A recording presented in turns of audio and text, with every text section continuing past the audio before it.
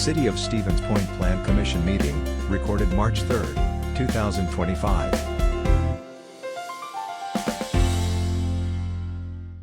Six o'clock.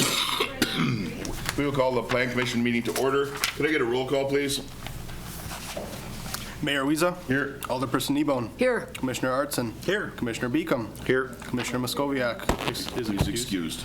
Commissioner Rice. Here. Commissioner Schuler. Here. And everybody is here, so we will move on to our agenda. First item on the agenda is the report of the February 3rd Plan Commission meeting. Those minutes and actions were included in your packet. Commissioners? I move to approve. Thank you. Second. Seconded by Schuler. Discussion? Hearing and seeing none. All those in favor signify by saying aye. Aye. Any opposed? And that's approved. Item number 3 is a public hearing with subsequent action on a request from Adam Sandstrom, representing FFH Holdings, LLC, for a preliminary subdivision plat review for the proposed subdivision in an unaddressed parcel bounded by Hoover Road and Heffron Street with the parcels identified in your packet, consistent with the code also identified in your packet. I'm trying to use less words because I got a sore throat today, and the more I talk, the worse it gets. Adam? Thank you, Mayor. We can actually jump to the next slide, I think. So as members of the commission recall, last month we reviewed a conceptual plat of the proposed 17-lot subdivision here on the northwest corner of Hoover Road and Heffron Street. So as mentioned, as part of a potential real estate acquisition, the applicant is requesting to subdivide this property into 17 lots. Subdividing any land that creates 5 or more parcels requires an applicant to go through the subdivision plat process, which requires both preliminary and final subdivision plat approval.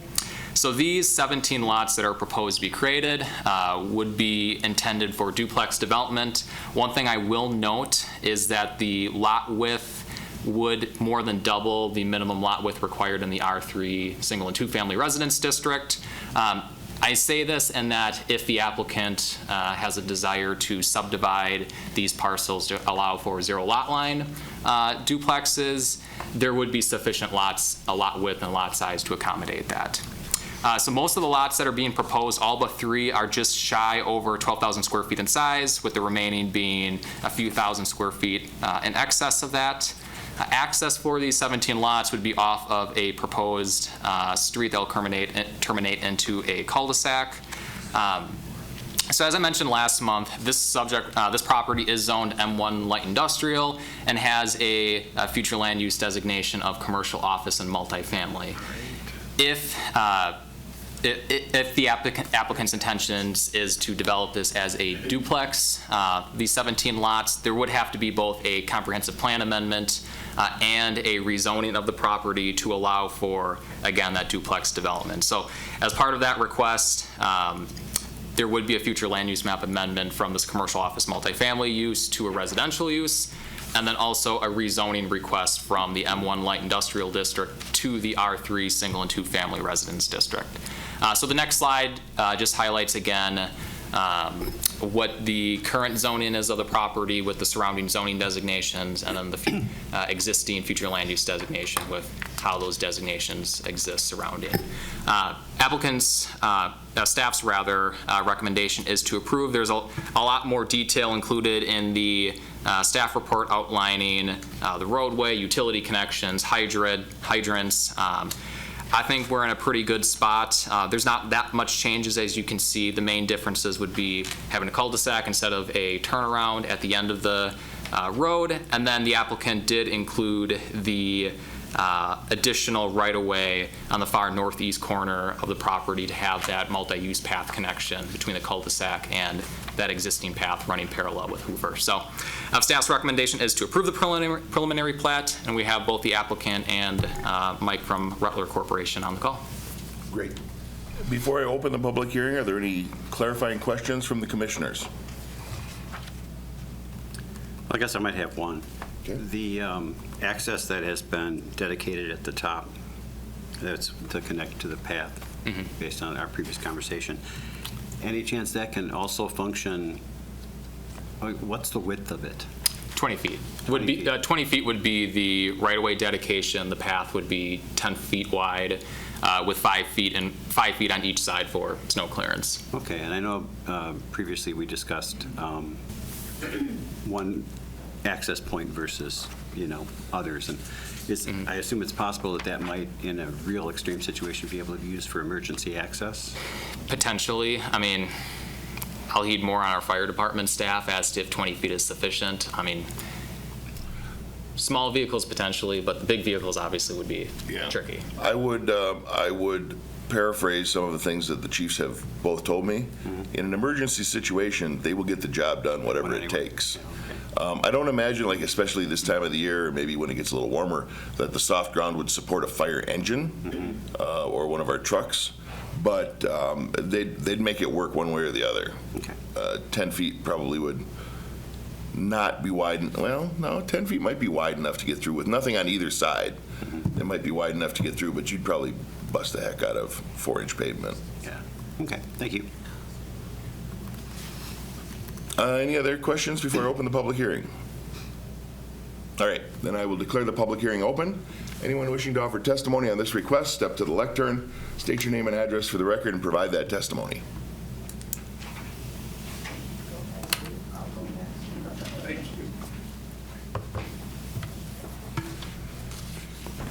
Hi, my name is Steve Sawyer. I live at 3117 Dunnigan Drive in Stevens Point. I've got a short statement that I would like to read. 2419 North Point Drive in Stevens Point is the address and home of the Wisconsin Conservation Hall of Fame.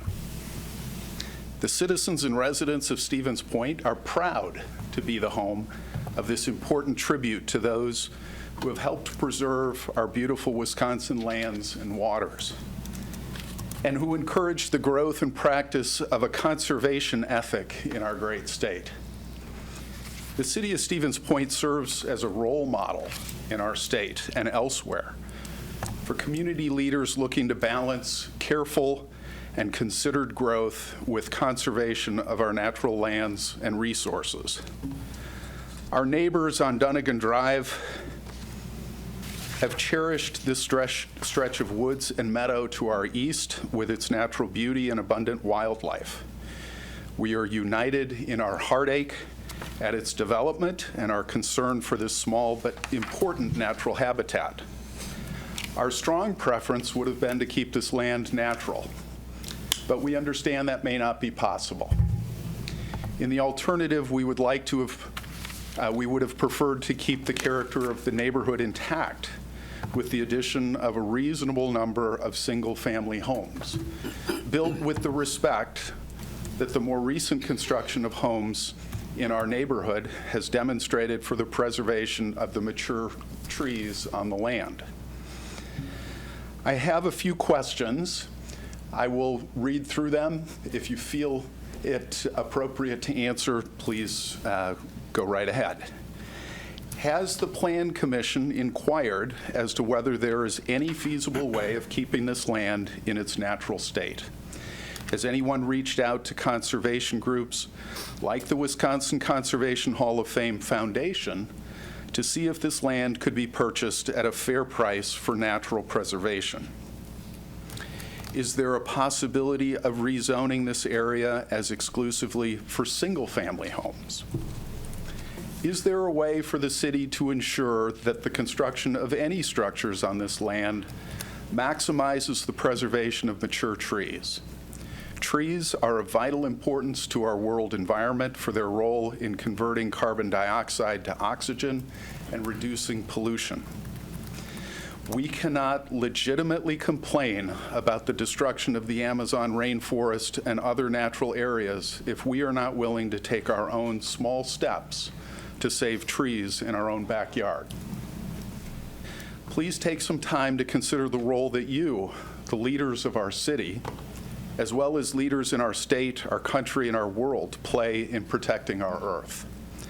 Every small decision can add up to make a huge difference. Thank you so much for the opportunity to speak and for listening to our concerns. Thank you very much, Mr. Sawyer. Because the public hearing is a legal process, we'll answer the questions after the public hearing is done. Very good. Thank you. Public hearing remains open.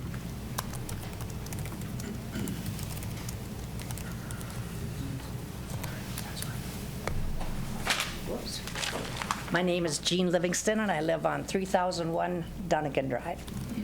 And I'm not used to speaking in front of all these people, but I'll do the best I can. Well, first of all, we have you could call it a survey, a petition, whatever, of everyone on Dunnigan Drive who asked for two things. I need to back up and say many of us attended the Planning Commission for several weeks, months, whatever, last summer. So we knew that this was going to kind of happen, probably. Two items. As homeowners in the area, we feel that the most appropriate use of this land would be single-family residences. Since Dunnigan Drive, Heffron Street, Lampin Drive, and Heritage all consist of single-family homes. We feel that our reasons are important to maintain the integrity and community feel of our single-family neighborhood. One other thing I'm just going to off the cuff say, Adam, we all know you very well, and you and your uncle built all the homes on Dunnigan. I was sure hoping, and the rest of us were too, that you'd want to carry your expertise and knowledge in building single-family homes on this property. The other thing that I wanted to mention, this land also has a significant amount of trees, adding beauty to the neighborhood, et cetera. In fact, the Planning Commission noted these significant trees. And I'm not saying, I have a feeling what's going to happen is Adam is going to get this approved and it's going to go ahead. But what we would really like to ask, could they at least try your best to save as many of those trees as possible? It would certainly beautify the area immediately and make it more attractive for buyers. I guess that's it. Can I hand this in to you, this Sure. survey? Sure, yeah, I'll With take it. the We'll add it people's as part of the record. Just hand it to you, or? Sure, they can pass it down, either way. I didn't know where to do that. Thank you. Thank you for listening. And ma'am, Yes. you did just fine public speaking. Put that in the record. Thank you. Public hearing remains open. Public hearing remains open.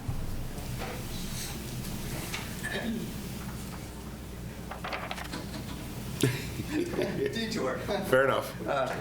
Hey everyone, I'm Nick Butts. I also live on Dunnigan Drive, and I actually didn't prepare any comments, so thank you so much. I'm glad I'm not going first. We set a much better tone with our first two speakers, but I did just want to offer another perspective in terms of wildlife conservation. I know maybe urban animals are maybe a nuisance, but I would say that the deer that frequent that lot and the trees around there, it's amazing to see them. I loved when I moved here. I moved here from North Dakota, and I felt like I was living in the wilderness. I'm like, this is the coolest thing I've ever seen. You know, I can look at my backyard, and you know, there's trees, there's deer.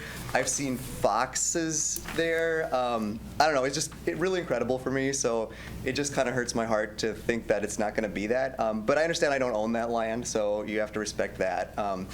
I guess I would be wondering if it'd be possible to offer the abutting Dunnigan Drive residents the opportunity to buy the lot behind them before the duplexes are developed. I might be able to move some money around to keep my deer there.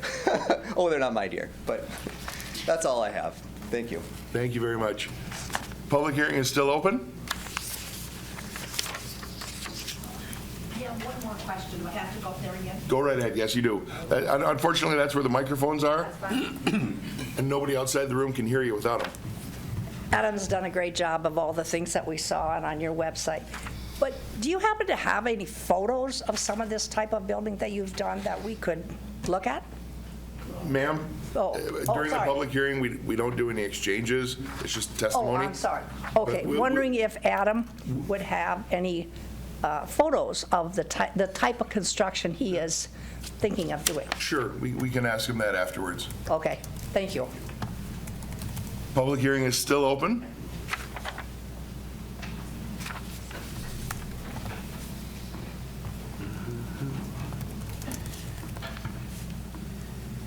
I might be repetitive, but I think repetition is not a bad thing on this on this occasion.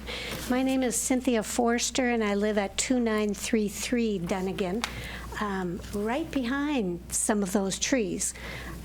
So I want to emphasize the nature, but I also want to emphasize that we had always hoped, if that land were built, that it would be single family. And again, the integrity of the neighborhood, the ownership in the neighborhood, the people who would buy a single family home would tend to be people who are going to care and stay, less turnover. So I would speak to the single family development, if at all possible. Okay. Thank you. The public hearing is still open. Public hearing remains open. I'm going to add, this is Steve Sawyer, 3117 Dunnigan Drive again. Just wanted to add that under the standards of review that are on, it looks like page 5 of 6, number 3, the avoidance of expenditures of public funds, et cetera, included in there is open space.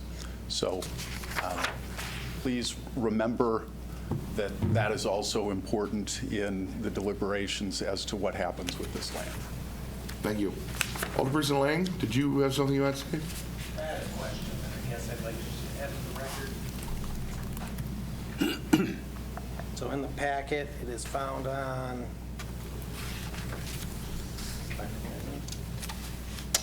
page 3 of 6. And so the question is to all the commissioners. It's at the bottom, it's the last paragraph. It says, Sam Lang, Alder, District 9, 1547 Strong Staff. As plan commissioners, no. Any rezoning of property must be consistent with the city's comprehensive plan. My question is to y'all. Is our comprehensive plan within compliance with the state statute?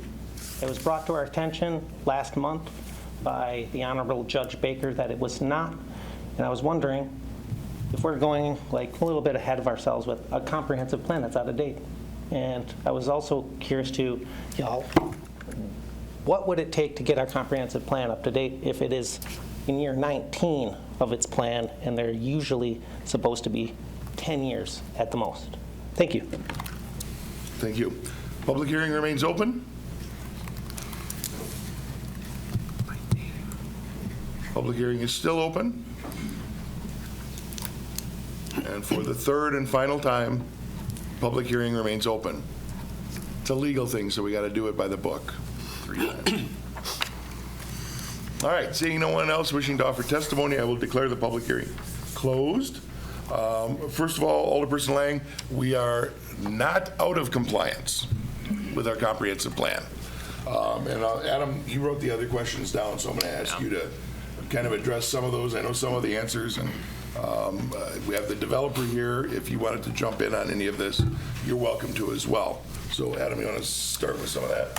Yeah, just kind of going down in order here. So first question that I have written down is, any conversations that were had with the current property owner about their interest in finding a buyer to keep it in a natural state or some sort of conservancy. Ultimately, I can't speak to what Ryan, the current property owner, what conversation he has had with folks. Other than Adam, if there were any, can't necessarily speak to that. Second question about the interest in rezoning this only to single-family use. I know we're getting a little ahead of ahead of our skis here since this isn't a rezoning request, but what I'll say is a couple fold here, a couple things here. One, the interest in potential zero lot line duplexes, those are allowed only starting in the R3 single and two family district. So hypothetically, if this would be zoned R1 suburban single family or R2 single family residential, a zero lot line development would not be permitted. So I think from my vantage point, and I'll heed the applicant's input as well, but I think having this property be zoned R3 adds more flexibility in the type of housing accommodations. Having either a duplex or a zero lot line development, it adds just that little bit additional flexibility in the types of housing units that would be offered here. And then I think, secondly, speaking more broadly about the transition in land uses in this area, right? Talk about zoning 101. We want to have it be that we have that gentle transition in the intensities of land uses that exist within a given area. And actually, on the screen, it's maybe a little different now, harder to tell, but basically Hoover Road serves as that cutoff between the industrial park to the east and the residential uses to the west. Typically speaking, from a land use practice, we don't necessarily want road infrastructure, roadways to serve as that buffer. We want to have that gentle transition in both roadway and individual lots land as well. So at least in this point, in my view here, having the zoned R3, allowing for a zero lot line or a duplex type development adds that more gentle transition from more of the suburban single family lots, about 17,000 square feet in size along Heritage and the streets to the west of here, along with that of the industrial park and all the industrial uses that exist within there. So I think this just serves as that gentle transition in land use intensity. Third question about interest in preserving trees. As folks may recall from last month, we don't, in the city's zoning ordinance nor other ordinances, have a tree preservation ordinance, meaning property owners are restricted to only clear cutting X% of their property. Technically, any property owner here in the city could clear cut 100% of their lot if they so please to. Next question about interest amongst property owners living along Heritage, on the east side of Heritage, buying these lots that are proposed. This would be on the west side of the proposed road. I'll defer to the applicant as far as what his thought process is in terms of selling off these proposed lots to potential buyers.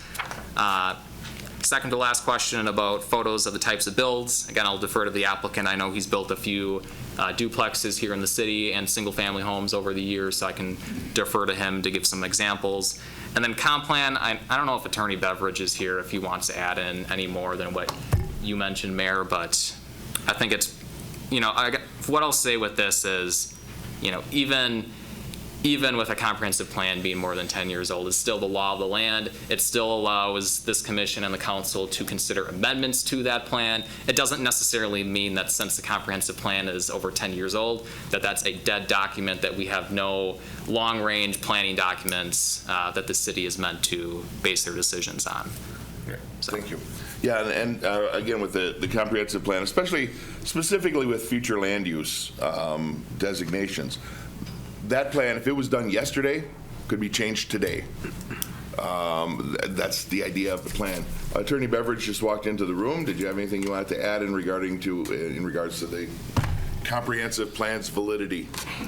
So the age of an existing comprehensive plan does not prohibit the continued application of land use regulation, issuing of permits, or anything like that. But I'll do you one better. This would be, let me see here, 66.1001, parent 2M, parent B. Get a load of this one. A conditional use permit that may be issued by a political subdivision does not need to be consistent with the political subdivision's comprehensive plan. So yeah, that's a funny one. So comprehensive plans, if you look at the statute that underlies comp planning, it's mostly a guide about what content elements they should contain. There's a lot of information in there, like you should have this economic element, you should have a transportation element, you should have a housing element. it's incredibly light on handcuffs and, prohibitions and extremely hard rules that otherwise constrain development that might occur, under the plan. So it's there to be an informational thing. There's a structure established by the law as to what to put into it and how to adopt it. But like I mentioned with that example there, it straight up allows you still to have conditional use permits issued that are not consistent with the thing. So it's more of an informational and planning tool than a restriction on what can occur. Thank you, appreciate it. So I think that covers just about everything. Applicant, did you want to make any comments? You don't have to. Sorry, I don't want to put you on the spot. But yeah, the future land uses, I don't know, it kind of stuck out to me because either we agree with what's in the comprehensive plan or we don't. And it seems in recent history we've both disagreed and agreed, which is okay, but we'll have an opportunity to change that even though the document is 20 years old. We could have brought it up anytime between here and there. Mr. Schuler, did you have your hand up? I did. Go ahead. Couple things. I think with regard to preserving trees, that's come up several times when we've talked about redoing the zoning ordinance, so I'm very hopeful that that will be something going forward we can try to address in a responsible way. And like Adam said, unfortunately, there's nothing in there now that really talks about any ability to do that. Second is, Adam, I was wondering if you could maybe review, it was brought up about open space and subdivision, and there are certain requirements for a subdivision to either dedication of open space or is it a payment in lieu of, and how that maybe applies to this particular subdivision? Yeah, so anytime when we have a subdivision request, we always loop in our parks director as far as really the big questions that's always asked is, hey, City Parks Department, are you comfortable, are you willing to take on another park in the requested area? That involves, as director has, looking at our Walk to a Park campaign, making sure that if there's any lapse in area where there's not a park, could that be the opportunity to try to close that gap? And ultimately the conversations that we've had was that there wasn't so much an interest in adding an additional park in this area because of its proximity to others and the added maintenance costs that an additional park poses in the long run. So as such of that, because of those comments, we really transition conversations with the applicant in terms of the payment in lieu of parks. So they provide an upfront cost for park dedication or for maintaining our city's parks as a part of the final plat payments. Go ahead. Just to follow up, so it's not a question of X amount % of subdivision development needs to be devoted to open space. It's how open space within a subdivision might be useful to the ongoing park planning process, and if not, then a contribution to the fund. Correct. Okay, I just wanted to make sure that was the case. Okay. Thank you. Commissioner Beacom. Just a few comments. I do think Stephen's Point has a good history of incorporating street trees and green space. We have a city forester, not everybody has that, but this has come up in the last few meetings, and climate is not an appropriate piece to make in here. Globally, yeah, we've lost a lot of trees, but the United States has 70 million forested acres today. In 1900, we had 70 million forested acres. So a couple acres, that's not a climate issue. But in terms of beautification and view shed, I get it. The bigger issue is that we need single-family homes and two-family homes. I would prefer this to be single-family homes too, but developers need to make money, and that's usually where the challenge is. So when you talk about transitioning from one to the other, the closest thing to that is duplexes. I do feel like that is not the same as apartment complexes or any other things in a neighborhood. People don't want to see change, but at the same time, we need more housing in this community. And I've said many times that when it comes to single-family homes and duplexes, I'm probably never going to say no unless it's just a terrible plan. So to me, it meets that, and we need that more than we need a few acres of trees. Okay. Commissioner? I got a question on something that I should probably know and be have better understanding on. But the difference between a duplex and a zero lot line home. So one would be one owner renting out the other half. A zero lot line home is essentially the same thing, but have individual owners. Each is a separate property as opposed to the duplex. That is being correct. One property. So They share a wall, so if you pound a nail all the way through, you gotta figure out who's gonna pay for it. all right, so this could be single-family housing all around if it's a bunch of zero lot line homes, That is true. right? That is a true statement, yes. All right. Density that's duplex. Right, and there can be, I mean, And just for the record here, because we did get off track a couple of times, and Logan hasn't yelled at us yet, we are not talking about conditional use permits, we are not talking about site plan, or we're not even talking about rezoning at this point.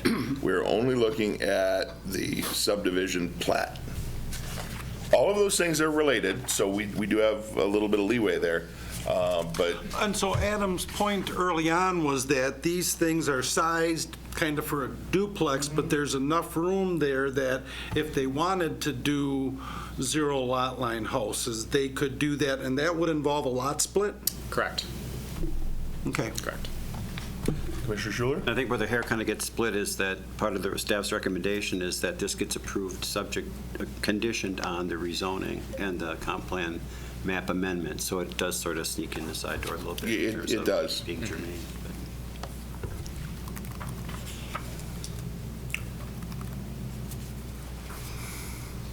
Let's go with thoughts, comments, or a motion. There's nobody on that side. Well, council, I usually get, like, if I'm looking here, someone will say something over here. That's not the case. You're all on this side. I think I find myself again in a situation like for the umpteenth meeting in a row where there's extenuating circumstances that make what would be a straightforward decision complicated. I think we all agree that whenever you see a subdivision development, you like to see natural trees there. You like to see the variety that's provided by the natural landscape. And it takes a long time for things to fill in after that, although many people will plant trees. And over time, you know, there will be a variation to it. But I guess this is another situation where the rules that we have and the conditions in place and our ability to make the changes to allow this are fairly straightforward and consistent with previous planning. So I'm not going to make your darn motion, but I'll vote eventually. Come on. Well, and no, and that actually has come up before, so we'll take another little sidebar here and talk about the trees. So yes, we could say you may cut no more than 20% of the trees down. Okay, well, on my lot, every tree that's on my lot, I've planted. There were no trees on my lot. So what's 20%? In a case where you have a giant oak in the middle of the property, well, that one's probably got to cut down, but arguably that could be the most beneficial. So we encourage, and I'll look them in the eye and encourage, that you keep as much of that natural grown vegetation as possible. But I think any developer would also realize that having trees on your property would increase the value of the property, the likability of that property. So I think generally most developers will save what they can, especially those mature trees, because they take too darn long to grow. Unfortunately, it can come down to house pads and grading. Yeah. You know, there's a lot of things that can affect it. And that's part of the reason we don't have an existing ordinance already. So I don't know if that helps much, but I still need something from someone. Sure. I guess I'll make a couple comments first. One, and I guess correct me if I'm wrong, it's currently zoned light industrial. Correct. So legally, a developer could come in and put in probably some sort of use that the neighborhood would like. Oh, maybe a warehouse? Far less than two-family homes, which I understand is maybe not some people's preference. We've seen a number of kind of duplex-based projects come through the Plan Commission and into the city and get adopted and move forward and be relatively successful in the last couple of years. So there's an obvious appetite for this type of development for our city. Some of that might be people who would love to buy homes, can't afford homes. There's still probably okay people. They just need to rent a house because they can't afford to buy a house right now. Again, we've seen a number of good examples of this. I will say a number of previous examples were different than this in that we approved multiple buildings on a single property. This developer is putting forth a plan that does separate these properties. To me, that means there's potential kind of dispersion of value and equity growth for a lot of, all of the owners of these properties, multiple owners potentially. I don't know their intention in terms of retaining these properties, the developer themselves, but at least there's the opportunity for that kind of wealth distribution in the future. So I think Adam's comment about, kind of creating a transition between single family and obviously the industrial uses across the street, that speaks to me. I think that's logical. We've seen that, exercised in a number of other areas within the city. So there's a fair amount about this that does make sense to me. I think this is relatively practical. To Commissioner Beacom's point, the city continues to need housing. I mean, it's one of our greatest needs. I think this is relatively appropriate without not knowing more details about the final development that's going to happen here. The plat looks pretty reasonable, and I would move to approve. Thank you. Mr. Schuler? I would second that, and I assume that the motion includes the conditions that were suggested by staff. I assume that as well. Commissioner? Staff recommendations? With staff recommendations. Okay, and I guess not as an additional recommendation, but just as a statement, it seems like the most important trees for aesthetics and neighborhood living are the trees along the rear lot lines of, I think it was at lots 7 and 8 or whatever it is, right? So if lots can maybe be designed with some sensitivity toward that area, I think it would go a long way of helping the folks in the neighborhood, because their view is the back of the woods, well, all the way through the woods. But if some sensitivity could be given to that just as a hopeful recommendation and not a requirement. Yep, and we do that and ask that, hopefully that gets responded to. Before we call the vote, I know there was someone who was interested. They said, would they be able to buy the lots? The property owner, address and phone number are in the packet on page 19. That would be a private transaction between you and the owner. All right, the motion is to approve with staff recommendations. All those in favor signify by saying aye. Aye. Any opposed? No. And by majority consent, that is approved. Item number 4 is a request from the City of Stevens Point to approve a right-of-way plat and relocation order as part of the north segment of Business 51's reconstruction project. And we've got Director Badoon here to give us the update.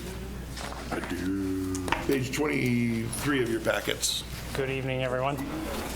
I don't really have a lot, otherwise to add, I'm maybe making a poor assumption, just that everyone understands exactly what they're looking at here as far as what a relocation order and a right-of-way plat is. So otherwise, answer questions, but a little background here. So Division Street and this next item, Church Street, AECom is our design engineer. They've reached a point in design at 60%, where at that point in time, the design is sufficiently along the way that we know what our real estate needs are to do that. So they've been putting this together.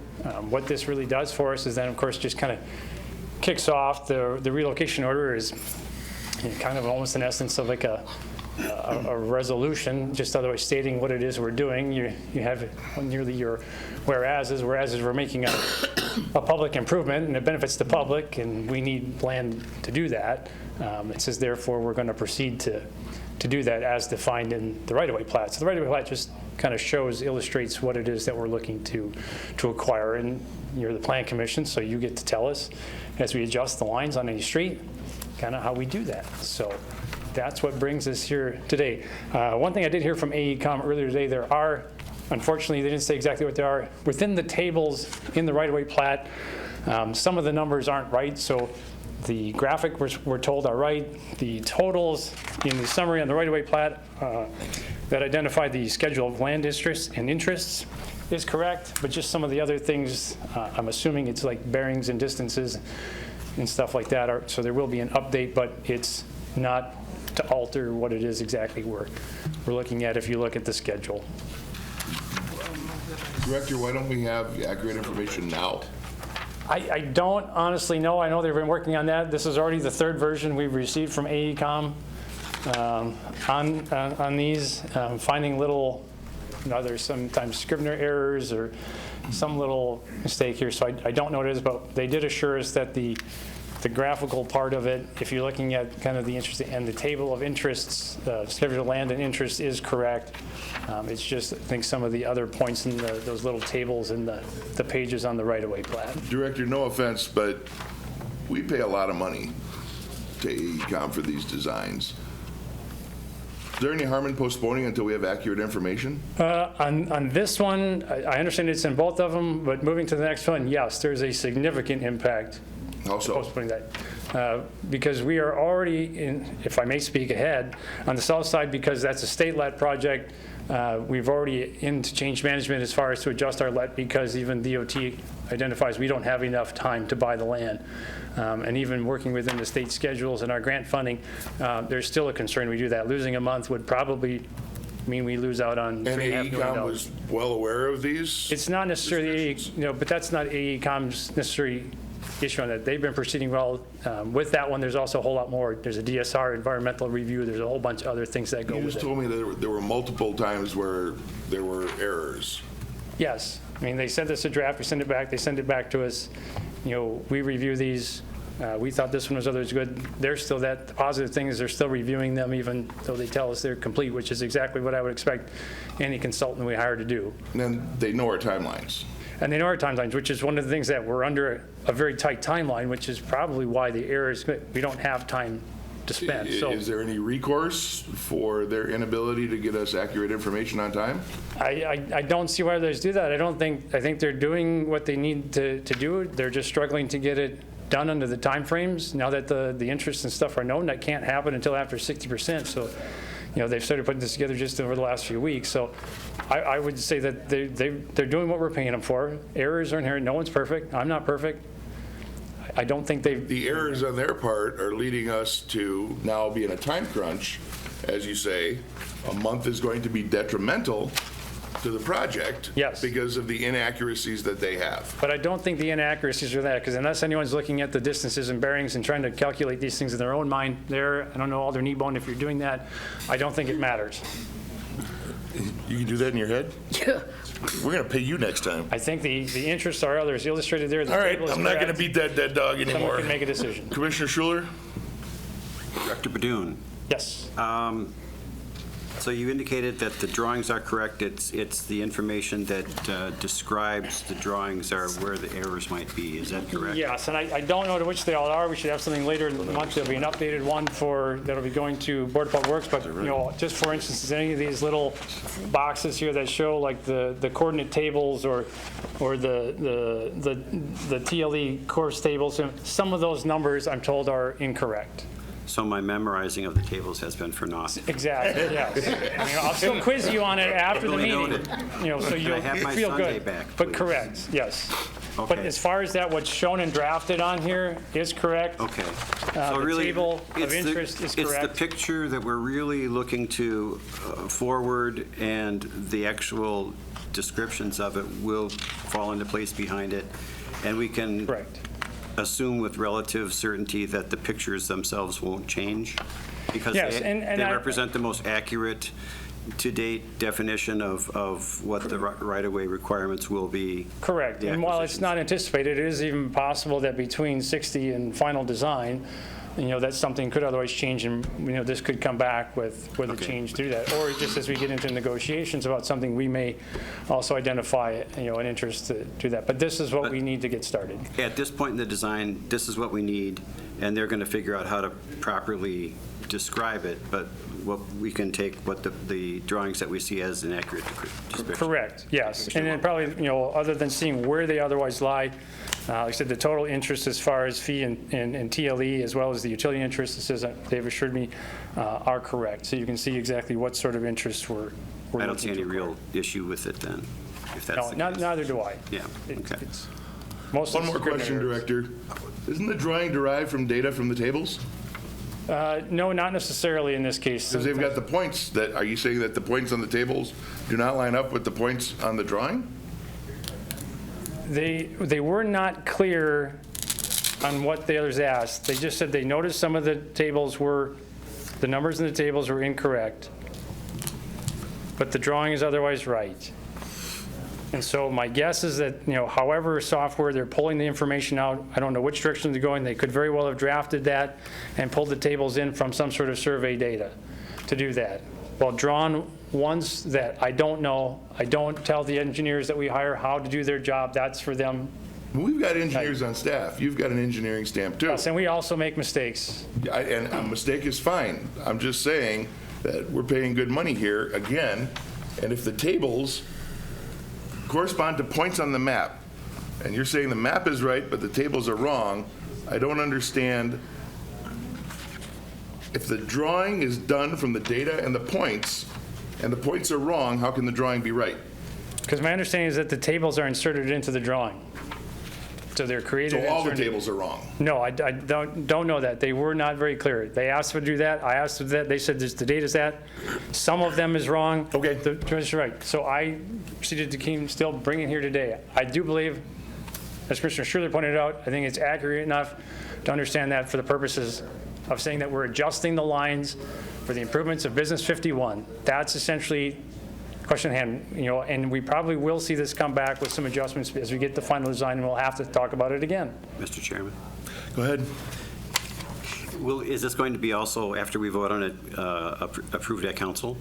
Yes. Yes, considered at council. Yes. So I would assume that whatever mistakes there are in there, perhaps AECom could try to correct them, and at the time of council, you could explain to them if there's been any substantial difference between what the Plan Commission recommended and what they're seeing before them that night. Correct. In fact, while it's not necessary, I know historically on larger projects like this would go from Plan, Board of Public Works, even though it's not necessary to go to Board of Public Works, but my intention is to have this on Board of Public Works. I've been assured I will have the updated and revised. So you'll be able to report at So I'll be able to report next week how excellent it is on where the discrepancies are, and then that will go to council, yes, for final approval. Move to. Okay. Wait. I'm Go ahead, Commissioner. And I was puzzling this at home, and I'm still puzzling it, but the hatching, I don't know if it needs to match. You got different patterns here. I'm looking at Fourth and Division, and you got, each intersection has kind of a different pattern, and they don't quite match with what the legend is, and I don't know if it makes a difference. I can kind of see that. That's what's going to be acquired, sure. and then the shading is just a temporary easement, and so that's correct. Not purchased. And per the legend, as you look at that, it does identify that the new right-of-way fee or HE says it's hatching varies by owner. That's why each one of them is different, so that it separates the various owners. Very good. So that is purposeful. Where'd you see that? It's, well, I got to get, that's why, just trust them. passes, and I'm looking here, and it's the small lettering there, so yes. Okay, no, that makes sense, but I didn't see that. I wondered did it have different meanings, but good, thank you. Commissioner Schuler, is there something you want to say? If they could work an Argyle into the hatching, that would be nice. That's not where I was going. Thank you. No, I have no other comments. Words were coming out of your mouth before, Mr. Arnson. I would move to recommend this to council. Thank you. Do we have a second? I'll second it. Seconded by Nebo. Discussion, go ahead. Perhaps when the next check goes, there might be a mistake in where the decimal point Right. falls. That's a really good observation. Just It a happens. slight error on. Yeah. And boy, you might as well How many cash it now, zeros? because if we wait a month, it's not going to work. All right. The motion is to approve. Jesus, I got to stop talking. The motion is to recommend approval to council. All those in favor signify by saying aye. Aye. Any opposed? I'm a no vote. Would you like me to By read the majority next one? consent, it's approved. Alder Nebo, please read the next one for me. Agenda item number 5, a request from the City of Stevens Point to approve a right-of-way plat and relocation order as part of the South Segment Business 51 reconstruction project. Thank you. Director, anything to add? Other than, I mean, with this one, which, as we mentioned, in other words, with previous item, is, of course, a bit more of a time constraint just because of the grant funding that we others have. And part of that is related to the fact that, what needs to be done as far as grant funding, the environmental review needs to otherwise be done, documentation needs to be completed, 106 needs to be done, DSR, which just got approved a couple of weeks ago. That's the design summary report, which has to go to DOT before you can otherwise take any action and complete the right-of-way, because the design has to be approved. That report has to be approved by WISTOP before you can complete that. So that's why this is in front of you. But yeah, so there's looking for approval so we can begin in haste with acquisition. Are these accurate? I understand that there are errors in both, but I didn't ask too many questions. They were frantic to ask me what they wanted to do with it. I asked them if it's substantially an error. They said, no, it's just numbers in the tables. But the graphics and the land interests and other interests were correct. I said, we'll go with it. Okay.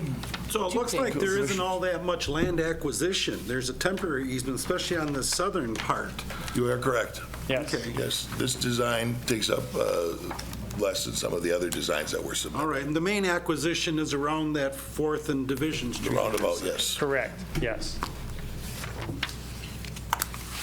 Yes, the vast majority of everything on both of them is the TLEs, the temporary limited easements. All right. Commissioner Beacom? Is there a gap on Division Street that's not covered by the north and the south, I assume? Yes, there's a Central. considerable gap, yes. So, It's about a mile. Yeah. Okay. We're not there yet. That's further down the road, pun intended. Well, it started coming out and I just couldn't stop, so. All right. Thoughts, comments, motion?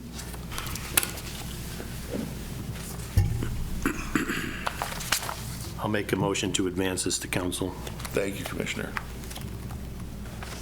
Second. Seconded by Rice. Discussions. That awkward silence thing works, doesn't it? Any additional comments?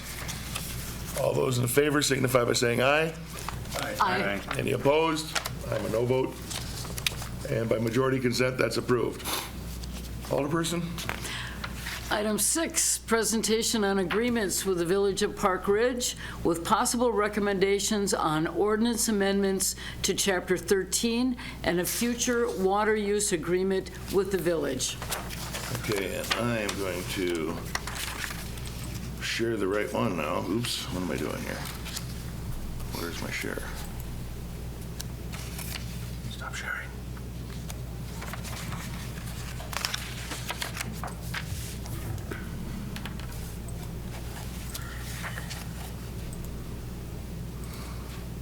Mary, you gotta fill this time.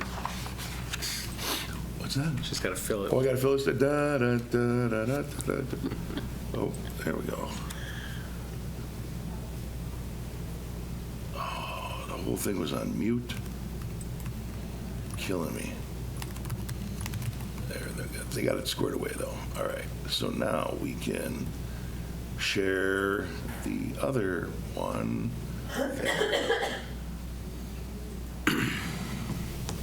Okay. You're up.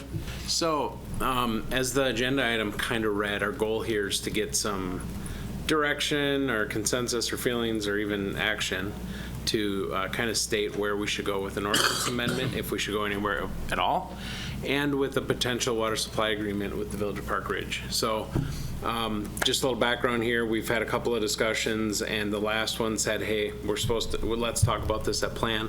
So we're talking about it here by way of this presentation, and at the end, kind of like to get a sense of ordinance stuff and language for an agreement. So what I wanted to do first, and maybe several of us will be weighing in here along the way, is just talk about the number of agreements that we have with Park Ridge over the years, so everybody has a clear picture of it. They're listed there, but I'll just get right into them because each one of those has its own slide. So if you don't mind, go ahead to the next one. So the wastewater agreement, this is the oldest one with the village. It goes back to 1956. Basically, that agreement outlines the fact that they wanted sewers, wastewater sewers. They didn't want to build a treatment plant, and I can understand that because the cost for a plant for a community that small would be, pretty extreme in rates. And in 56, the city and the village agreed to enter a 99-year relationship where we treat their wastewater. In exchange for that, they built a extra large sewer through the village to service what is north and east of there that we contribute to that area. So some of the subdivision north of 10, east of Green, and north of 10 in general drains actually by gravity through the village. They own all of the sewers in the village, and it's their responsibility for maintenance on them. So several decades after this, it was around 2001, I think, they lined all the sewers in the village. So they have been taking care of those sewers as theirs. Any other big things in there? I note that the residents of Park Ridge who are on that sewer system do pay a 25% surcharge on sewer rates as compared to a city resident. And yeah, 99-year term, so we're into it. We have a fire hydrant agreement. This is kind of funny. I think in 2015 I found one with Mayor Weese's signature on it. I think it goes back to the 90s though. I think nobody could find it, to be honest with you. So it's a single fire hydrant. It's the only one in the village. Basically, they paid to put it in, and the things there are noted. It's pretty insignificant agreement, really. You can go on to the next. This is the more recent agreement between Stevens Point Fire Department and the village when the village went from having their own volunteer fire department to contracting with the city. That was in 2022. That expires later this year, actually in a couple months. And I understand they're going to go for 5-year intervals again. This agreement is actually one of the main reasons we're talking about this tonight, so I wanted to keep in perspective fire protection for the village as it relates to infrastructure. Go ahead. Odessa Court and Angelo Court. When you turn north on Green Avenue, those two cul-de-sac subdivisions, I think all of that was built by Dave Rao. Those two subdivisions are in the Village of Park Ridge. They're entirely sewer and water, and the agreements for how they operate are actually adopted in their ordinances. So we worked with the village at the time. I think and Angelo was the more recent one. It was Trish Baker, I think, was the village president at the time. They adopted language inside of Chapter 8 to say, this is our infrastructure. It has to abide by all the city, ordinances. If you have any delinquencies, we'll work on you through the intermunicipal stuff to make sure delinquencies are paid. We have access to the properties the same as we do in the city of Stevens Point, and that the hydrants on those are actually Park Ridge hydrants, and we have hydrant maintenance agreements on them like we do if there's a hydrant at a Holiday Inn parking lot or something like that. And then the city ordinance. So in the city ordinance in Chapter 13, we have the water service limits. This was the ordinance that came forward a time or two to just modify. And this is really one of the pieces to give some thought to. So in there, it basically says anything outside of the city of Stevens Point that's going to get water service has to be listed here. And so we have a section for the town hall. We have a section for Park Ridge. We have a couple of outlying areas that have things. It also says it allows for any additions in the future by action of the Common Council because it would be an ordinance amendment. No, that's fine. So in red there is the corporate limits of Park Ridge. The green lines are gravity sewers. owned by Park Ridge, but essentially operated by us. Those are reimbursable expenses. Because ultimately, if we have wastewater going through and out, we want to make sure it's flowing well also. So we do maintain when needed. And then the blue lines are water mains. So you see the one on the west side, yeah, right there. That's really the only one that, we do have them going down Old 10 Main Street there. And there's twin mains there, largely related to the fact that Iverson Park was where wells 1, 2, and 3 were, and well 4 on the other side of the road. But that one on the west side exists there, and there's nothing on it except for that one, actually just the one that goes to the south.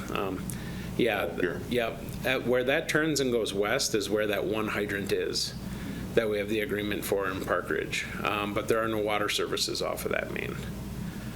So go ahead. So I just kind of shaded out that map to highlight the phase 1 route that they're inquiring about. This route you can see really kind of splits the village down the middle, north, south, and then as it goes east kind of further kind of subdivides it from a perspective of how to split up the village for fire protection. And if you go to the next one, that didn't show up very well. I apologize. You see the orange lines? They're not obvious, but they're there. Those are future phases, so it's not exactly determined what would be phase 2 and what wouldn't, but those are the ideas for what would come after phase 1 as far as to further equally subdivide the village to serve it with fire hydrants. So really, what we're looking at here, when you look at the blue and the orange lines, is first and foremost kind of will the city allow the installation of mains that have to be taken over by the utilities? Because being connected in more than one place to our distribution system means it's our infrastructure, right? And just like a subdivision, this would be a contributed asset. So, like we were talking earlier tonight, that subdivision goes in, that water main up that cul-de-sac, that would be a contributed asset to us. These would be built by the village and contributed to the utility. So what we really get at here, and sorry this one's a little busy, we kind of have two options. One, just say no extension of water mains.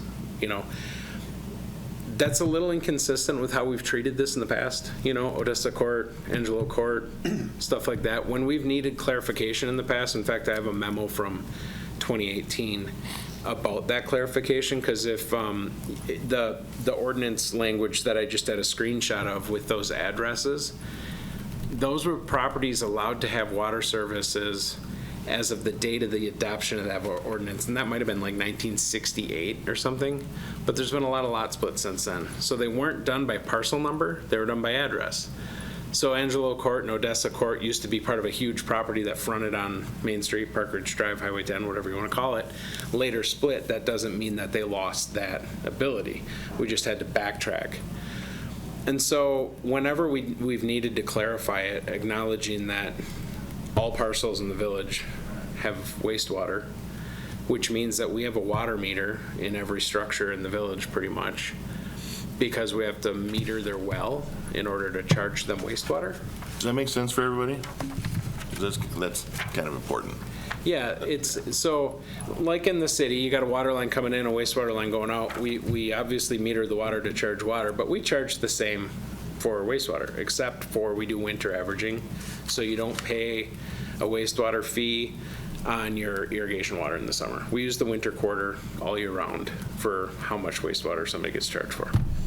So essentially, we go down and we either go option 1 and say no extension of water for any purpose, including fire protection, or we go to option 2 and start talking about what goes into option 2, and that would be a number of things. Say, yeah, go ahead, put it in, put hydrants on it, and everything like that. I got to tell you, from a utility perspective, I don't know that that's better than saying no, because if we have to accept the infrastructure, I'd rather there's customers on that infrastructure to help pay for it in the future, because if we have to take it over, then there's a bunch of water main that's expensive to replace that there are no customers on to help replace it in the way of fees.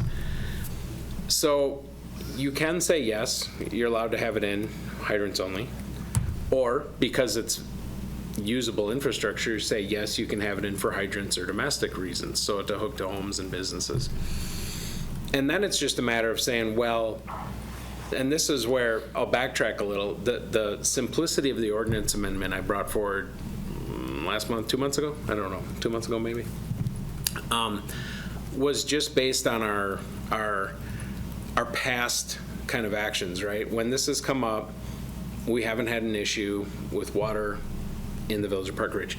Overnight, we are not going to have water mains all over in Park Ridge. That's not the point. The point is, you know, maybe we should talk about it every time, and I totally respect that. So if we say yes to the water service and we say yes to, therefore, to fire protection use and domestic use, well, then maybe the answer is to say only to those on this extension. You know, the properties adjacent to the proposed extension get included in that ordinance.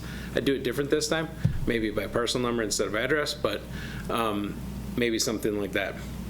In addition, there's those other things that could then get worked into the agreement. So the Chapter 13 amendment would be who has access to water. If you want to limit it to the people who are adjacent to the upcoming infrastructure, if that's the way that you think is appropriate, we do that. If you want to say whole village, we do that. To me, there's really no difference there, because I believe if we come back again, we'll have a productive conversation about it again. So this could be a surrogate for that, really. But either way. So under agreement language, these are kind of the main things. There's a lot of, you know, kind of the whereas type things we can get into in our current agreements that would be copied in. But more or less the new stuff would be all infrastructure in the village that they're doing, they'd build to our spec, which is important because, especially for the water main, they have to put infrastructure in concurrent with how we operate our infrastructure, so the same stuff. But in addition, they rebuild their roads the way we build our roads, which is good. For one, there's going to be fire trucks on those roads, right? So we want to make sure that they can handle that.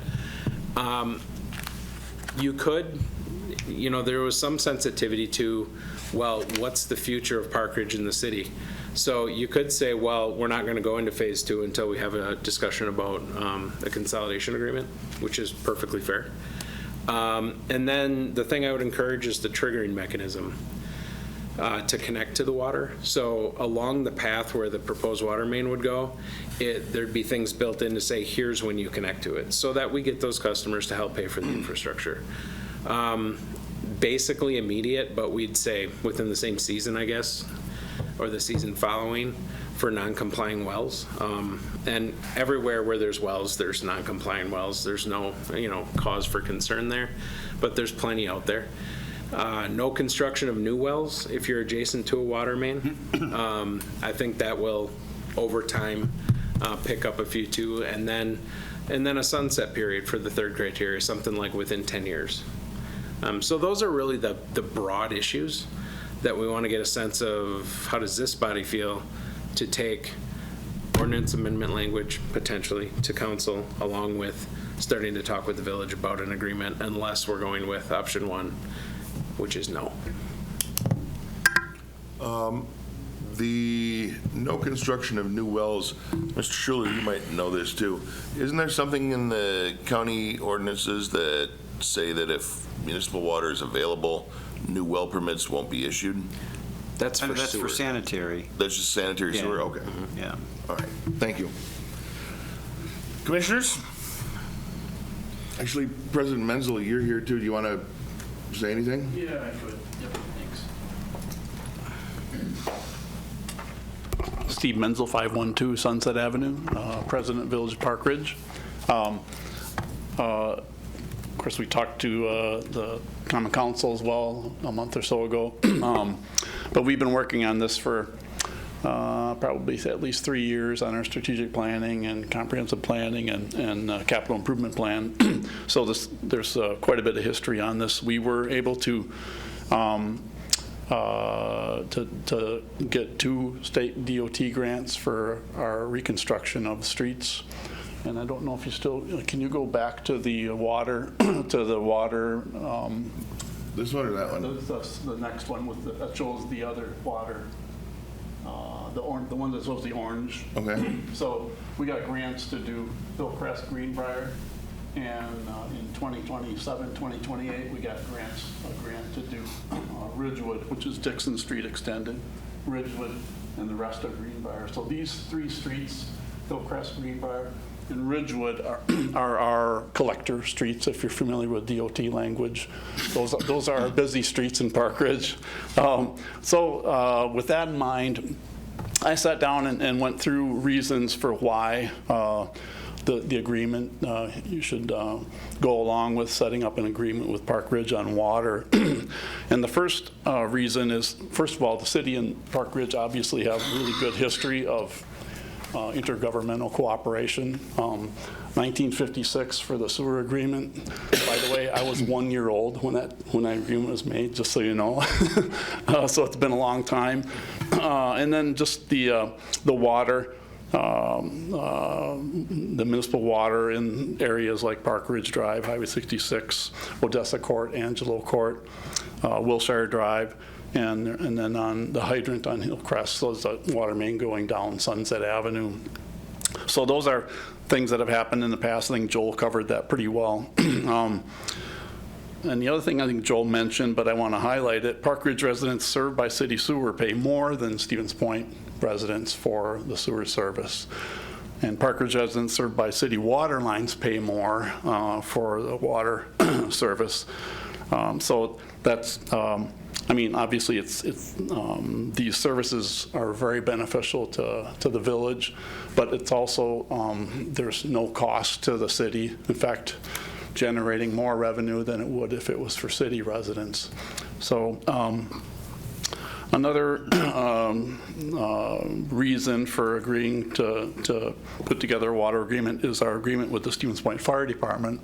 When we first had discussions with the fire department, the Chief Moody asked that the village move toward adding hydrants to the village. And actually, adding hydrants is not a new thing. I think the village wanted hydrants years ago even, but in signing the contract for the fire protection, I think that was even a stronger recommendation from Chief Moody. So just purely for public protection, adding hydrants was a good thing. So we, in principle, agreed to do that when we signed the agreement with the Stevens Point Fire Department. And we do the fire protection contract. The village also pays more for fire protection through the city fire department than city residents pay.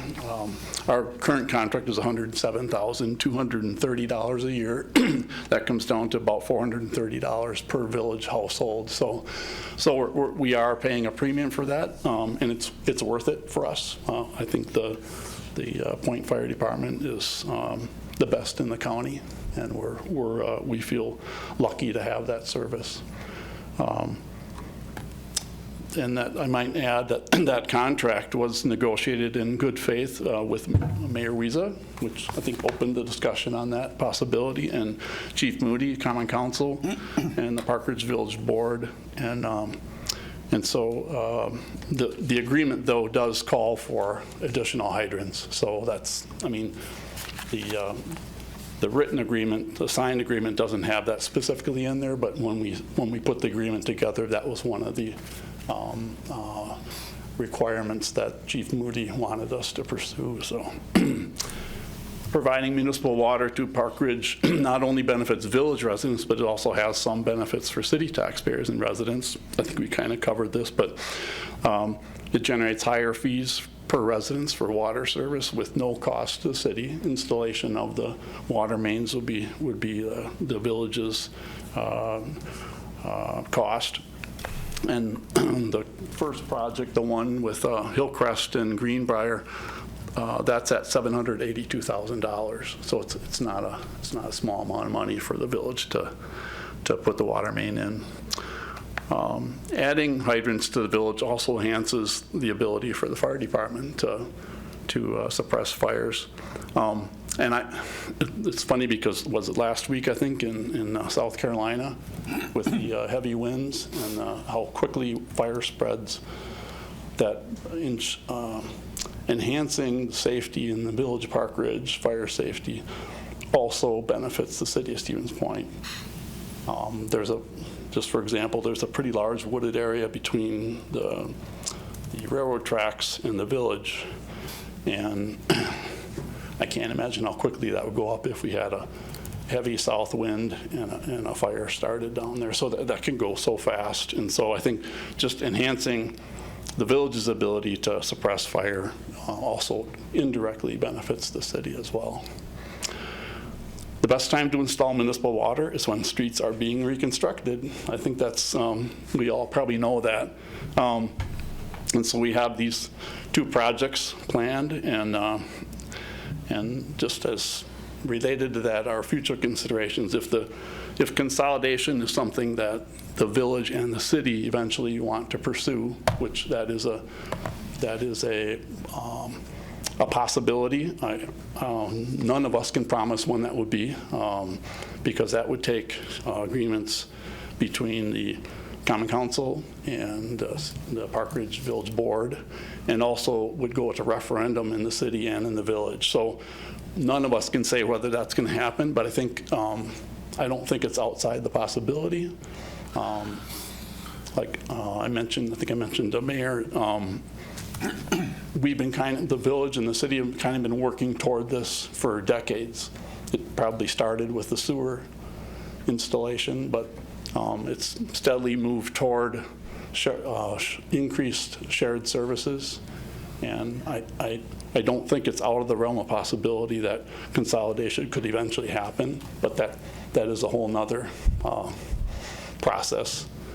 And if that does happen, and these streets are reconstructed and water main isn't under those streets, and we move to consolidation down the road sometime, the city will be looking at ripping up that street that was just installed and putting water mains and replacing the street. So it's considerable investment, and with the village being willing to pay for installation and ongoing costs through the residents' fees, I think it would just be a wise move on the part of the city.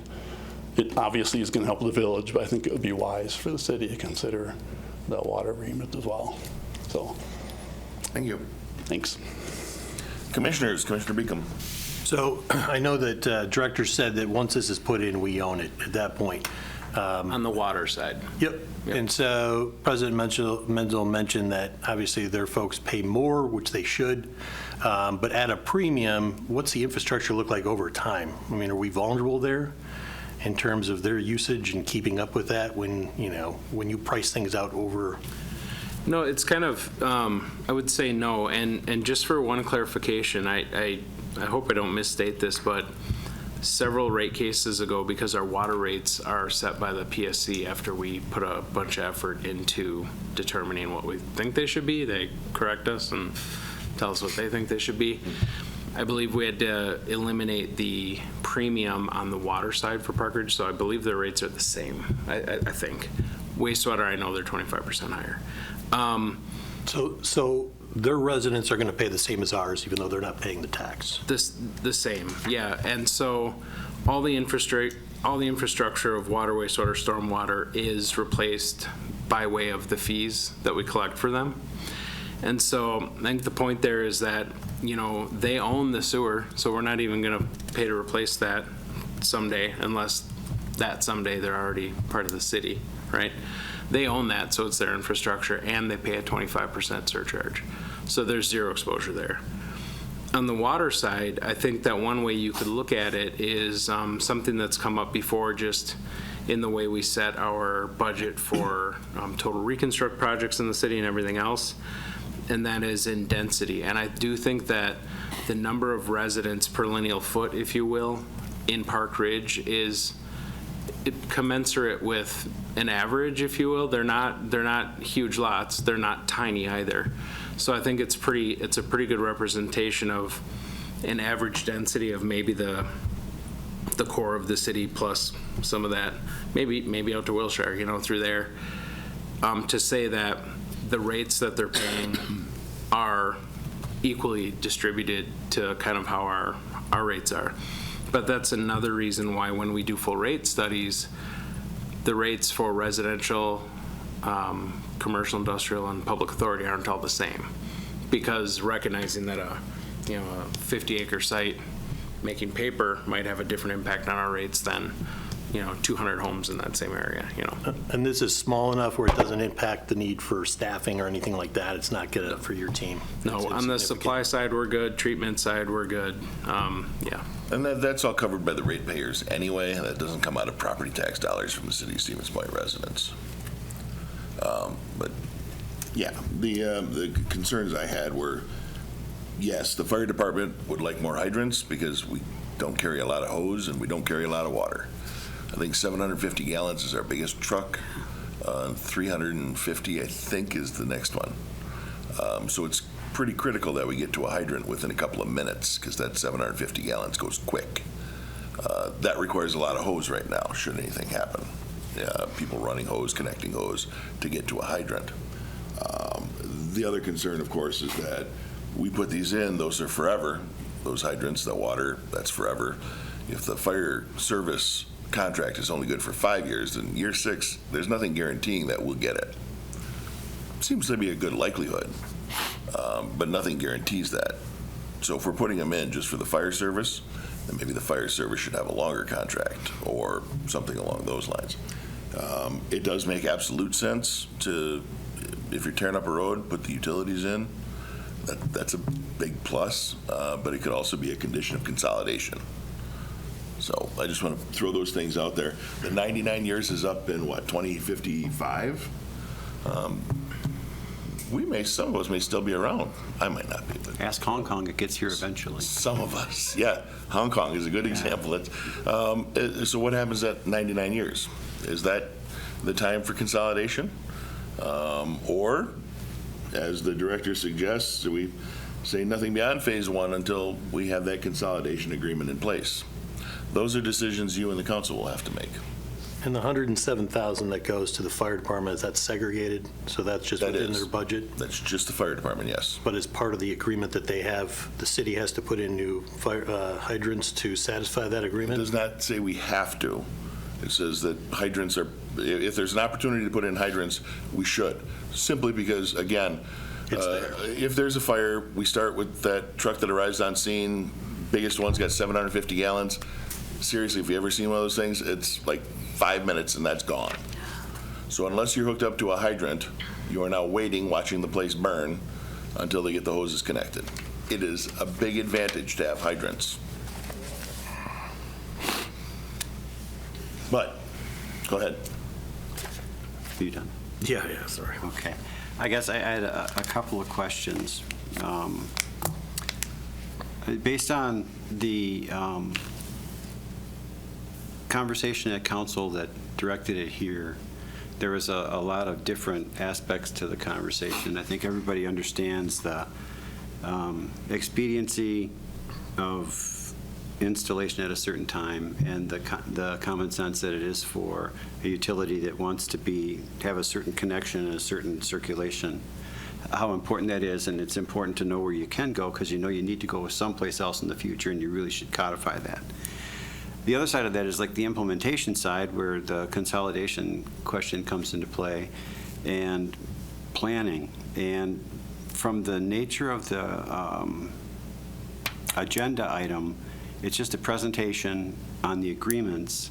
And I guess as a plan commissioner, I'm not quite sure how do you talk about a worst-case scenario? Folks at council during public testimony brought up bad things that can happen if you just move blindly ahead.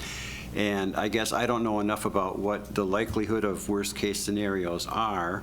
Are those easy to identify and talk through to a certain level of comfort? Well, hey, that's just something that it's, if you want to call it a risk or a part of doing the business that's worth undertaking.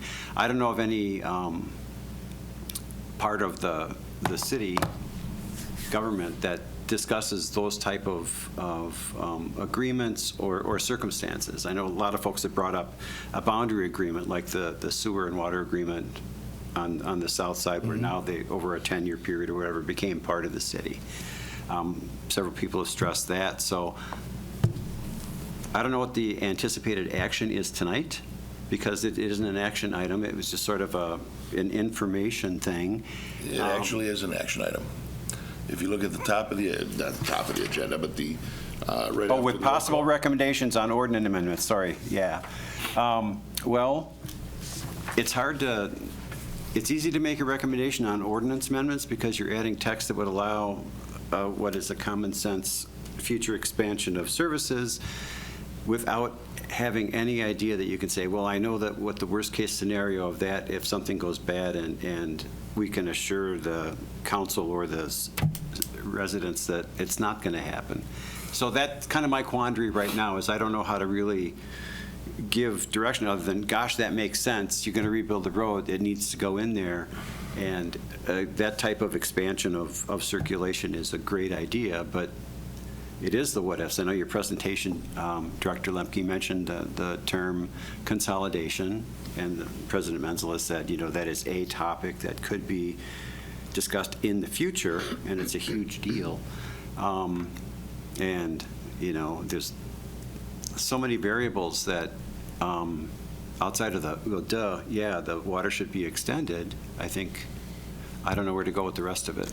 Mayor, could I address a couple of those? So on the water side, well, on both sides, it's actually fairly common in both industries to serve areas outside your municipality when you're the bigger utility in the area. And the one thing that's not very clear to me, but I think is pretty clear to think how we'd work through it, is what happens in 99 years, right? I mean, we're not going to go plug those sewers, right? We're going to keep working with everybody and renegotiate a contract, or maybe they'll be part of the city, whatever it is. Yeah. Gate valve. Yeah. So, I mean, that's the weirdest one, because there wasn't a provision for that, right? On the water side, we own the infrastructure in the way of the mains because it's connected in more than one place. Otherwise, it'd technically be a cross connection. So our customers would still just either be out-of-town customers on infrastructure we own, or it'd be in the city. So there's a few things that aren't crystal clear, but I don't think they're anything that we'd have a hard time working through. Okay. I don't know if how a agreement with a municipality that is not that municipality anymore would go. That'd be, we can get to that with attorneys, but I don't think it makes the relevance of what we're doing different, right? We're serving customers with these two services, and unless we, for some reason, can't, are going to continue to do that, and this isn't the only area. We've got deferred annexation agreements with people. We've got out-of-town customers for water and sewer in not just Park Ridge, but Hull and, in Whiting too. So there's examples of how this can exist and would exist. So before I get to you, Alder Guthrie, in the interest of being a good neighbor, I'm going to make a motion, excuse me, in the interest of brevity, hopefully, that we amend Chapter 13 to allow the proposed extension service in the village of Park Ridge as outlined in slide 8. That's these two streets, phase 1, and put the agreement language in that all of the infrastructure, roads, and mains be built to the city specifications, that no more infrastructure beyond phase 1 until a consolidation agreement is in place. Or a boundary agreement. Keep it open. We can't do a boundary agreement because it's a municipality. Logan was checking on that. All right. But just keep it open. Or a boundary agreement if it's allowed, just for the record there. And then triggering mechanisms using all of those to as a trigger to connect. So all non-conforming wells will be triggered immediately. No new construction of wells, and then all wells adjacent to the new mains must connect within 10 years. Is everybody clear on that motion? Because I'm going to ask for someone to second it. Can you walk through that one more time? One more time. Basically, option 2, allowing the extension of the water mains for phase 1 as outlined in slide 8. And then all of the agreement language that is in this particular slide, which is slide 10. So all infrastructure, the roads, and the water mains be constructed to city specifications. I have no doubt that's going to happen anyway. No more infrastructure beyond phase 1 until a consolidation agreement is in place. And triggering mechanisms to connect to the water, any non-conforming wells would be triggered immediately. No construction of new wells would be allowed. They would have to connect at that point. And all wells adjacent to the new mains must connect within 10 years. I guess I'd suggest removing that second one, so absolute about no more infrastructure until a consolidation agreement is in place. Commissioner, to me, that's the most important one. You think so, huh? Traditionally, utility service has only been our only carrot or stick, depending on how you look at it. With the extension of utilities, there's really no desire to motivate someone to become part of the city. Well, but I'd flop back on it, and what my comment is, public safety is a big driver for a lot of these things, and it is, but in 5 years, it might not be us. But I think it makes sense to, I'd certainly agree with extending that phase 1 line through there. Yeah. And there were connections to other water lines that suggest maybe the fireman doesn't have to run so far with his hose. You run it across highway and things like that, but not across the highway. You might have to. You never know. So, but that's what I'm thinking. It may behoove us to leave the option to expand that service.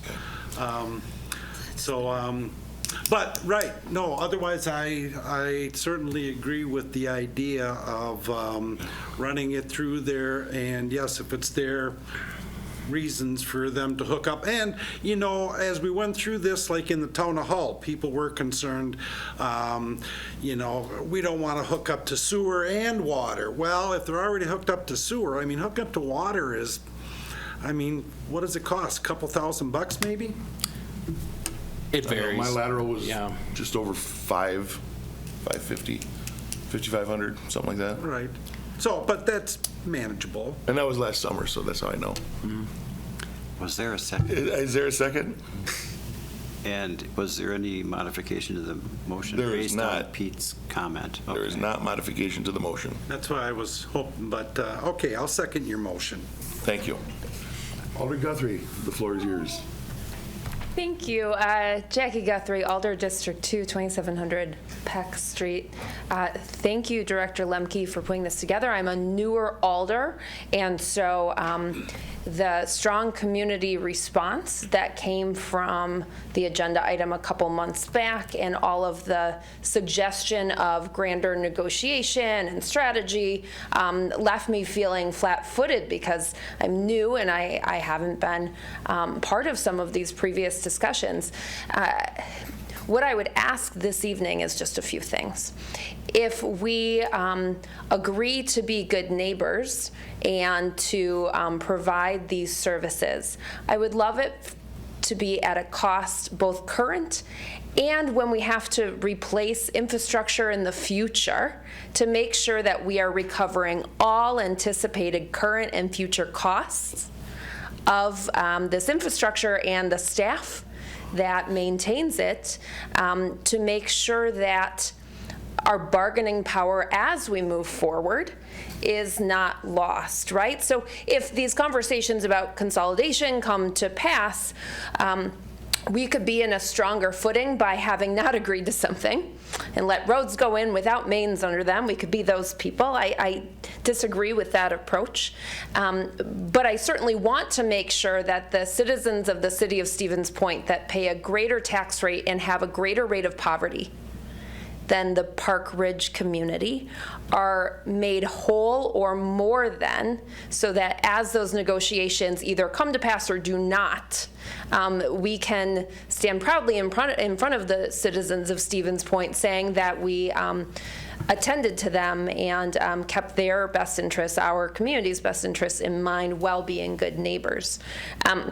that gets really complicated, right? Because is our contract for fire charging enough to cover future infrastructure? Are we charging for the infrastructure and then fire rate, right? Like the comprehensive cost of hooking them up to different services, it gets really complicated to calculate. And so I would look to Joel and the mayor and Jared and other experts to say comprehensively, are we keeping the citizens of Stevens Point whole as we jump and from, like frogs to leap pads of water mains to fire contract negotiations to other neighborly services that we are providing. I want to be able to say that we have comprehensively kept our community members whole. Does that make sense? It does. It does. Wonderful. Okay, thanks for entertaining my comments. I appreciate it.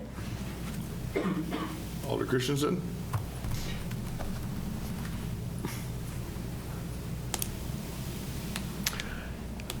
"28 years ago, in my first foray into city government, I was first on Water and Sewer Commission and then on City Council up in Washburn, and we had a $12.4 million water and sewer project. $5.6 million as it came from a rural development grant.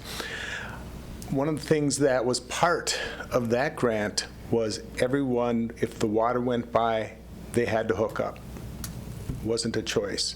It didn't end up being as onerous as what we initially thought, and there were some people that had put in wells fairly recently that were up in arms. But one of the things they did find was just because of economy of scale, with all the contractors and stuff there, they were already mobilized. They were able to get that lateral installed at a fraction of what it would have cost if they had to have it done just on their own. So that's something to keep in mind as well. My concern as I take a look at this, I don't know that I would want them to be required to hook up immediately. As I take a look at the tentative agreement, the one modification I might consider would be to shorten that 10-year time frame to a 5-year time frame. So that would be just my one thought. Thanks. Thank you. Anyone else? Does everybody understand the motion? Alder Broderick, I can get you a copy of the PowerPoint if you want. That would be great. Okay. Joel, can you make sure all of the alders get emailed the? Yep. Thank you. And maybe plan commissioners. Maybe the plan commissioners. Give them to the plan commissioners too. Heck, give it to everybody. Just no charge. Send it out to Park Ridge. Yes, sir. No, Commissioner Schuler. My last comment is I'm sorry that we can't provide the council with any more kind of sure information on whether it's a financial benefit, a financial detriment, or neutral. That's kind of an unknown and probably one of the more important items of making the decision, other than it's really evident that it makes sense for it to go in, but it's that part that is. Yeah. I agree. Just like most of the things we do, there is an element of risk involved, and hopefully all of us are making very well-informed guesses. Yes, Alder. Saving one house from burning down, you can't put a price on that. I think. Tell that to the insurance company. Yeah, well, they will always undervalue. I think providing fire protection, we have the best firefighter paramedics in the state, in my opinion. I agree there. And I would like to see the contract longer, but if Chief Moody's comfortable with 5 years, I don't think you can find a better service around. So I'm confident that partnership will continue. I think it benefits Park Ridge folks to have access to city water. I know that's the first thing I look at when I want to buy property, is it connected to city water and sewer. It's important from my perspective as a home buyer. Best water in North America. Yeah, I agree. City of wonderful water. 2010. Who can argue with that? I think we can make this be a win-win in the end, and I think it's important to put the infrastructure in when the roads go in, anticipating some kind of future cooperation. So I think going forward with this is a good idea, and we can negotiate along the way. Because we didn't do anything on the Zoom for 40 minutes, it kicked me out. So I just restarted it. I think there was one person still left in. I hope they try and get back in. So, all right. Anybody need the motion restated? I know Jared took good notes, or Director Kivelot took good notes, so we got that. All those in favor of the motion signify by saying aye. Aye. Any opposed? Nay. Nay. Was that just one nay? Two Two nays. nays. Beacom and Schuler as nay. By majority consent, the motion passes and will be forwarded on to council in 2 weeks.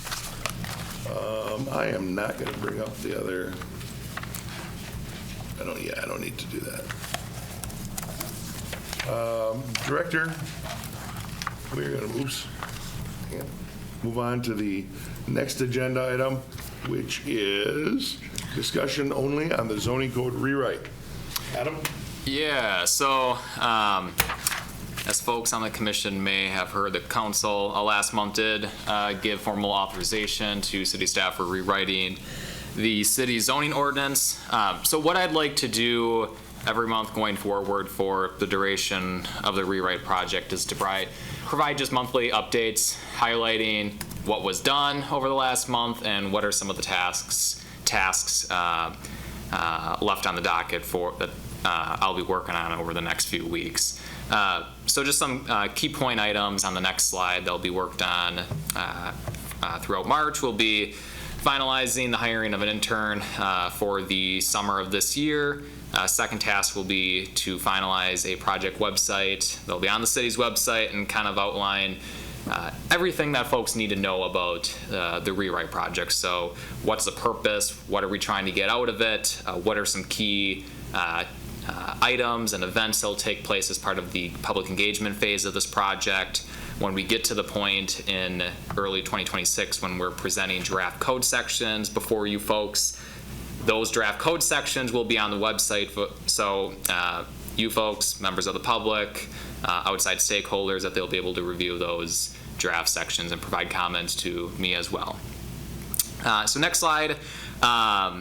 One of the things I'll be working on, and there's some fine tweaks that'll need to be made, but through the public engagement phase, there'll be multiple sub-area public engagement meetings that'll take place, and the map on the screen shows kind of the rough breakdown. There might be some fine tweaks here and there, but the general synopsis would be what's shown on the screen. City broken down into 14 sub-areas, and that's based off of a variety of different factors. What's the existing zoning of these areas of town? What's the existing land use breakdown, development breakdown, and trying to lump certain land uses, residential, commercial, and industrial, into their own areas. What the goal is, as I mentioned, is to have one public engagement meeting for each of these sub-areas, starting in mid-May and ending about the end of October, give or take. So it'll result in about one meeting every 2 weeks or so. So over this next month, I'll be working on finalizing dates and locations for each of these 14 public engagement meetings. I think it's pretty safe to say that the first few meetings that'll take place will be the one on the far southeast side of town, focusing on the industrial park, East Park Commerce Center, and the business park, and then the second one being on the north side of town. So obviously alders for those areas, I'll keep you in the loop, just since they'll be a heavy champion in trying to spearhead this message, spearhead this project before their constituents. So be on the lookout for that over the next couple weeks. And the last thing that I mentioned in the packet, this will be my homework to you for the next 2 months, is I provided the full list of review standards for all actions that you as a plan commission have to consider. Conditional use permits, rezoning, site plan reviews, down the line. What my ask for you is for May of this year, 2 months from now, is we're gonna have a comprehensive overview looking at the effectiveness of those review standards when you as an individual commissioner are reflecting on past actions that were taken by you as a body. The reason I'm having you consider this now is, frankly, the first couple months is going to be kind of a dead span in terms of what work you can fulfill, right? There's going to be a ramp-up period that I'm going to have to do, and obviously spring, summer, fall months is going to be more public engagement focused with residents of the city. So when you analyze the effectiveness of these review standards, there's a couple probing questions I have included in the packet and on the screen here. Number one, are there certain plan or design considerations for past projects that you felt our current review standards did not capture? Right? The example I gave in the packet is, there's outside stakeholders who provided their comments to me in the past saying, hey, a conditional use permit's needed for certain projects within our wellhead protection districts. I feel that our review standards does not adequately address the potential risk for groundwater contamination, right? That is an example of a type of overarching view of what you think is missing within our current review standards. And on the flip side of that, the second more probing thought for you folks to consider is, are there any review standards that you are forced to base your decision on today that you feel is not relevant in the year 2025, right? A lot of these review standards were in place back in the 70s, and of course, times have changed, thoughts have changed over time. When you consider this, I'm asking just for the big picture. I'm not asking for how we're writing each of these review standards. That'll ultimately be a task up to me, myself, Attorney Beveridge, and a few others. So more just big picture, what's missing, what needs to be added. And then lastly, I'll note is this isn't the sole exercise. You folks are not the sole body who's going to be making this decision on how our review standards are going to shape up. There's going to be indirect questions asked to residents through these public engagement sessions to try to paint that clear picture. So if there's any questions when you're reviewing those standards, or if you want to, if you're curious how I have interpreted those review standards in the past, feel free to email me that when you take a look at it. Otherwise, again, this is more just informational, no action being taken. Okay. Any questions from the commissioners? Should be good. Yes. And I think it's known by everyone. I just want to make the comment. Please keep in mind that when you guys are making these suggestions and giving your thoughts, every one of you could have a different thought. When we go into that PIM meeting, we could get 60 more thoughts. Staff will, with our knowledge and understanding of the code and what is best policy, we will be taking all of those thoughts, compiling it, and narrowing it down to what is best policy. So just so you're aware, when you're going through this, of course, be thinking about what is best for the community, best policy. What you say or what you're thinking you would like to add may not be exactly what is added. It may be tweaked slightly. It may be modified significantly. But I just want to have that common understanding going into it so that expectations are not different. Right. And it's also important to note that every area of town will likely have different priorities. That's just the nature of it, right? We have different neighborhoods. We have different values in those neighborhoods. A lot of them are the same, I hope, but you'll have some that are different. So it's going to be a lengthy process. Adam has put together a good mix of meetings, and we'll get information on all of those meetings out very soon, so you can mark your calendar, and then we'll send reminders out via the press and our website as each meeting comes up too. So yes, Commissioner. Could you kind of give a brief comparison of how this compares to the neighborhood approach that we had been using and scratched, but now it looks like we divvied it up differently, but maybe following a similar process? I mean, potentially, yeah. I'm definitely open to it. The same things you covered in one, it's relatively similar. Just the process a bit different. Right? We're just not focusing on what we define as neighborhoods. Yeah, and one of the reasons why I shape these sub areas the way that they are is that, from talking with residents over the years, I have a good sense of what are the topic areas, what are the concerns that the mayor mentioned. For example, West Side, probably going to hear a lot of conversations about high water table and some of the challenges that poses for development. North side of town, talking about our older housing stock and some of the challenges that poses for rehabilitation projects. And a grocery store. And a grocery store. Business recruitment and development over in our business park, for example. So that's one reason why these sub areas were crafted the way that they were. But 100%. I mean, are there going to be some similarities between the comp plan exercises and this in terms of what's talked about? Sure. But they're going to be narrowly tailored to the regulatory document that is the zoning code. Right. Lots of opportunities in the coming months to voice your concerns or thoughts. Yes. I just want to commend staff for taking this on. Still taking it on, yes. I'm crazy in a good way. That's why we pay them the little bucks. All right.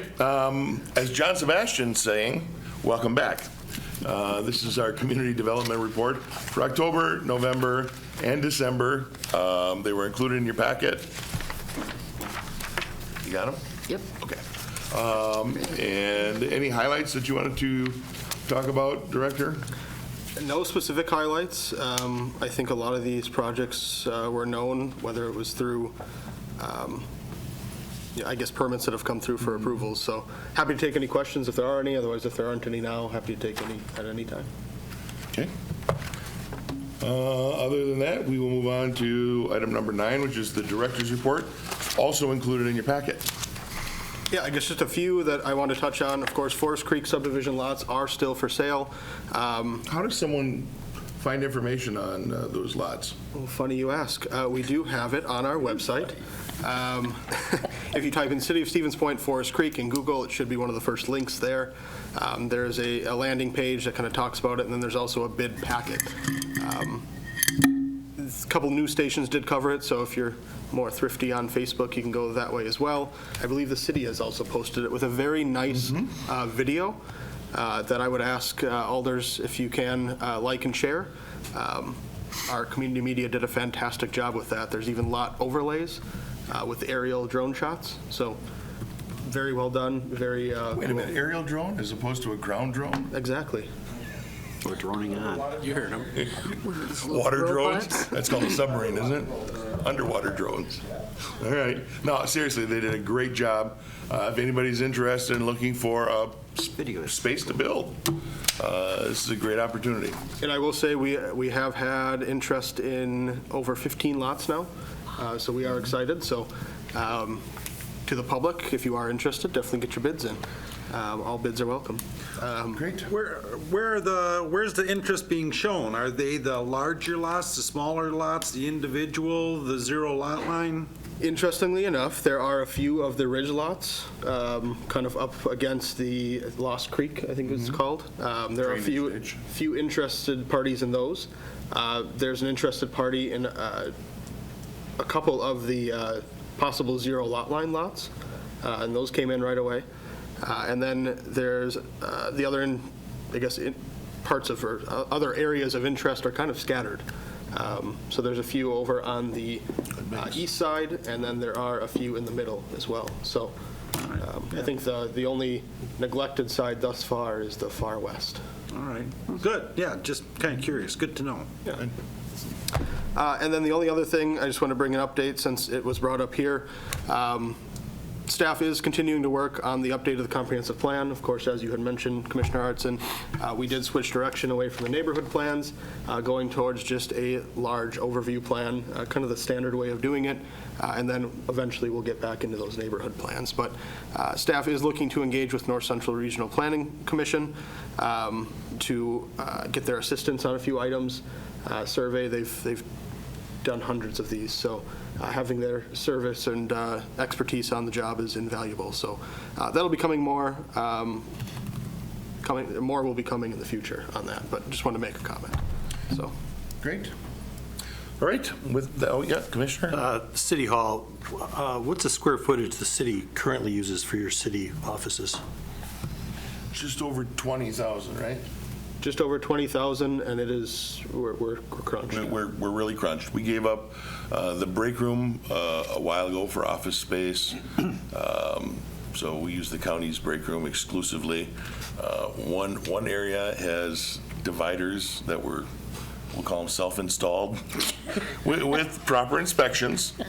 That are now 3 makeshift offices, 3 actual very nice offices. Chris isn't even smiling. So we're making do, but it's tight. And what's the target you're looking at? About 30,000 square feet, roughly. That allows for room to accommodate everything we have existing, and it gives us a little room for future expansion. All right. With that, our agenda is exhausted, and we are adjourned at 7:55. A video of this meeting is available for viewing on the city's website, stevenspoint.com/videos.